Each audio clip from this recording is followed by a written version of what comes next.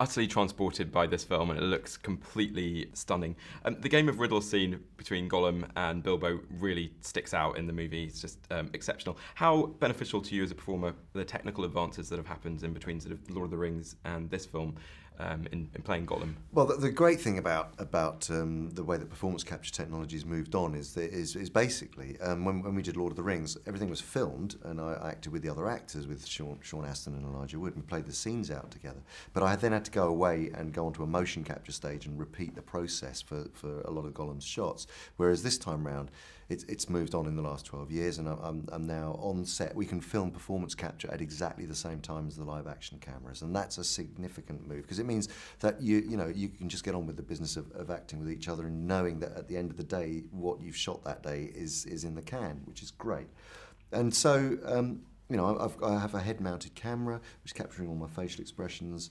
I've got a suit with markers on which actually send out a pulse to all the cameras, to the performance capture cameras. The live action cameras are filming Martin, performance capture cameras are filming me, and Peter can direct us, and it's exactly the same whether, as if I was playing a live action role. There's no difference. And Tolkien, of course, mentions Gollum's eyes, and they're an important tool for any actor, aren't they? But are you particularly aware of them being expressive for Gollum, and how important that is? Absolutely, yeah. I mean, his lamp-like eyes, yeah, for sure. And I mean, they of course enlarged. Mine aren't that big, but the way that the performance capture cameras track your eye movements mean that every single expression is kind of driven by what I'm doing, and now they're also with the way that the visual effects were, all the underlying muscles of my face, because Gollum's face is actually designed to match my muscle structure so that it can repeat all my facial expressions, but it's the underlying muscles this time round which have a greater sort of fidelity and look much more real, and particularly actually at 48 frames a second and in 3D, he just really feels totally there and in the same space and time as Bilbo. Which is a little bit scary at times, actually, having him so close. Martin Freeman's brilliant as Bilbo. What can you tell us about working with him in that scene? It's fantastic. I mean, it was the very first scene that we shot in the entire movie. Of 276 days, this was day one.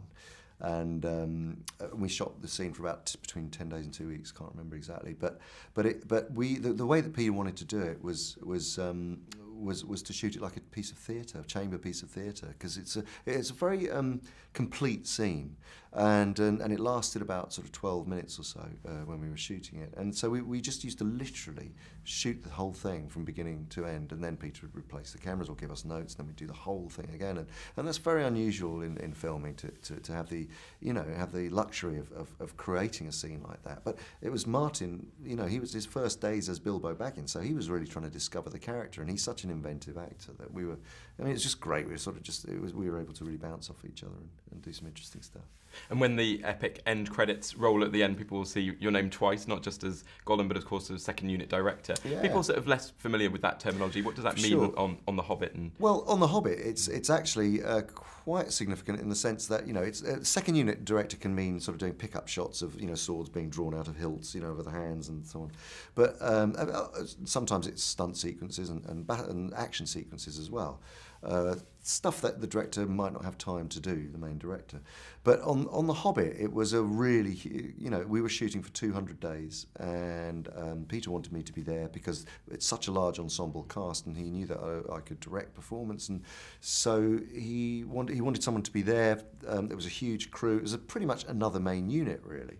And we shot everything from all the aerial shots and battle sequences, some of the battle sequences, and then working with the main cast. So it was a really exceptional opportunity for me, and Peter gave me such a great job to do. And as someone who's been involved in all 6 films, where would you like them to see them sort of sit in cinema history as the years go on?